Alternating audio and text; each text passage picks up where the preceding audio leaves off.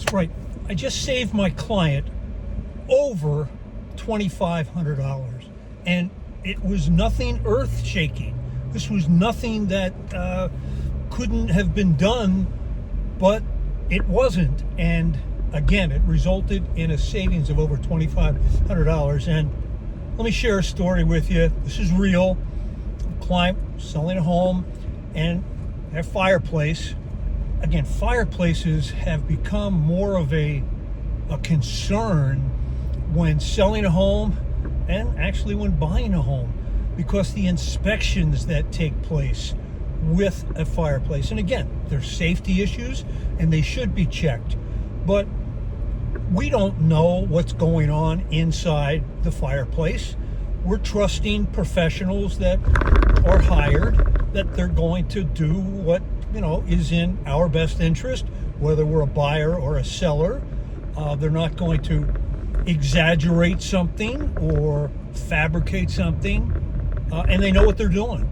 So many folks are very concerned when you sell a home and you have a wood-burning fireplace, because a lot of the times after an inspection is done, there's a report that says there's cracks and separations that are happening, and there's need for a new liner or major repairs, and those can cost thousands, if not tens of thousands of dollars, and you're being shown a video or a picture or something, and you don't really know. I mean, you're trusting the company that's doing this, and you're accepting, you're looking at the video, the picture.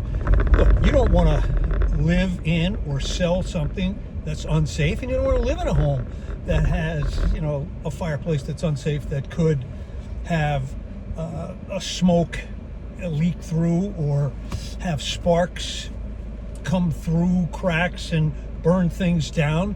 And it's a major concern. And I was like, oh my gosh, I had no idea. We've been using the fireplace for X number of years. We've never had an issue, but we've never really had it checked out. So you've got to be careful. A lot of times we're seeing homes that are being sold, and rightfully so, the owner is saying, I'm unaware of any problems with the fireplace, and I've not had any, and we're selling the property as is with no known defects. Now, some people are going to want to convert that wood-burning fireplace into a gas-burning fireplace, put an insert or something in there, so it's of little concern to them. Others, really want a wood-burning fireplace, and you want it to be safe. But you want to make sure that the report you got, the evaluation that you got, is on the up and up, and it's not just a company that is exaggerating, if you will, and they amazingly also have the solution when they identify the problem. So that's sometimes a concern. On another vein, if you have a gas fireplace and some of it is not turning on or working as well, you want to have that evaluated. And the instance that I'm talking about is, this was a home that's owned by senior citizens in a 55 plus community. They had a gas fireplace. They didn't really use it that much, but you had to have it inspected, and it was not delivering. The gas was not coming through. It was a little bit of spark, but it wasn't turning on. So, hey, they wanted to have that checked out. They wanted to make sure that the buyer that they were going to be selling it to knew that the fireplace worked. It performed as it's supposed to. So had somebody come out, and they first did an evaluation, and they go, all right, yeah, we think we know what is causing this.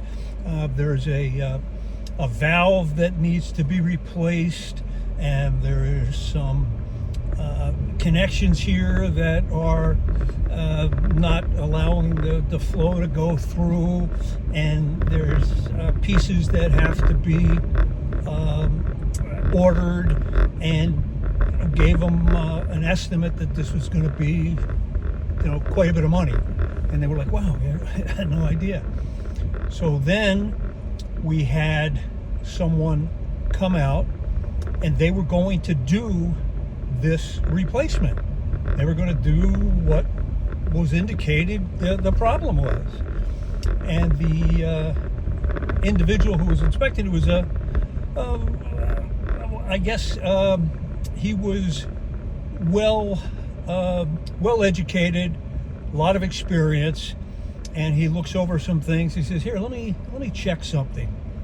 And he goes into his bag and he gets a little can of that pressurized air, and he squirts it in a couple of these places, in a couple of these tubes and whatever, and then he puts the thing back on, turns on the gas flows properly, it lights up, and it's like it was working like it was brand new.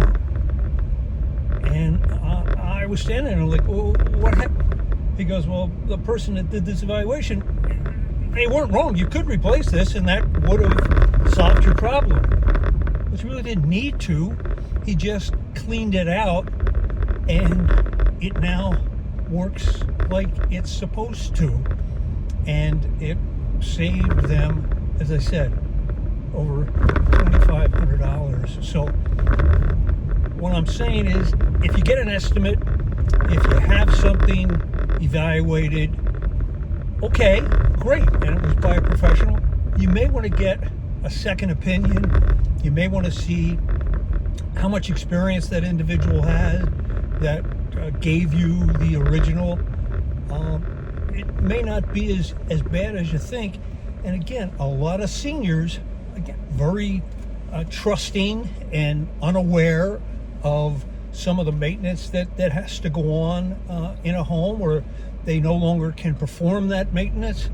So there are answers to many of the situations that you come up with that are a lot simpler than the first one that you may get. So just letting you know that in working with someone and in working with your professionals, make sure you have confidence, make sure you have enough information for you to make the best decision that you can about what needs to be done and the cost of it. Sometimes something pretty simple is an answer, but it's a lot better for, I guess, a repair person to repair with an entire new system. It'll work, but doesn't really need that. Just some thoughts for you. This is Fred Gomberg with Berkshire Hathaway Fox Roach of Princeton. Remember, really, who you work with matters. So that's pretty important. You guys stay safe and make it a great day.